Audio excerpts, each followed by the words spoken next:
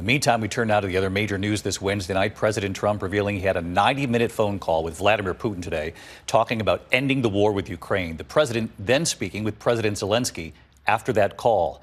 And when President Trump was asked today if Russia and Ukraine are equals in this peace effort, President Trump said that's an interesting question.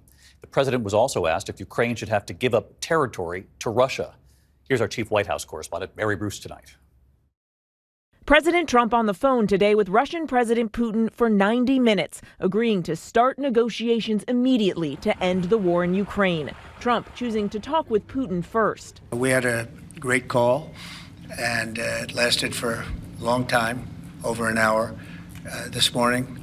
I also had with President Zelenskyy a very good call after that.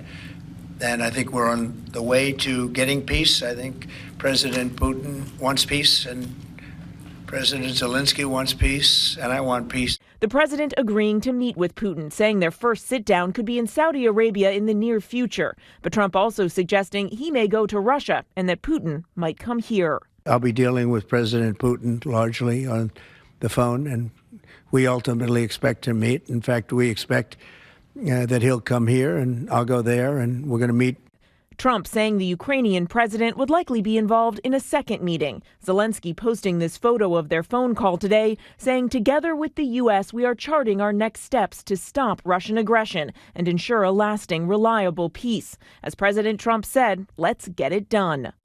Trump pressed if he would support the idea of Ukraine having to give up territory. Well, he's going to have to do what he has to do, but, you know, his poll numbers aren't particularly great, to put it mildly. And the president was asked if he views Ukraine as an equal in these talks. Do you view Ukraine as an equal member of this peace process? It's an interesting question. I think they have to make peace. Their people are being killed, and I think they have to make peace. I said that was not a good war to go into, and I think they have to make peace. That's what I think.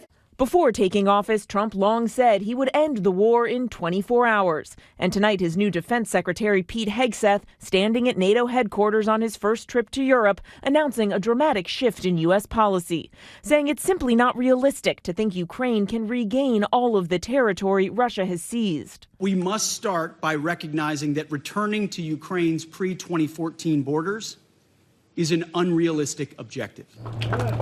It comes as overnight President Trump welcomed home Pennsylvania teacher Mark Fogel, back on U.S. soil after more than 3 years in Russian captivity, imprisoned for carrying a small amount of medically prescribed marijuana.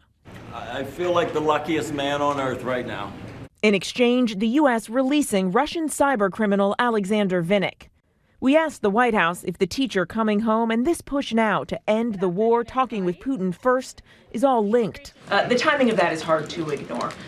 Was Ukraine discussed as part of this prisoner swap? I can't comment on whether that came up or not. What I can say is that this was a very good deal for the United States of America and for the rest of the world. Now, in addition to that American teacher, 3 more prisoners were released today from Belarus, including an American, though they have asked to remain anonymous. David. All right, that's the news on Russia and Ukraine and on these prisoners released. But Mary, while we have you, the other breaking headline at this hour involves President Trump's buyout offer to some 2 million federal workers. The offer to resign now, get paid through September, or risk getting cut. Tonight, a federal judge now ruling that offer can go forward.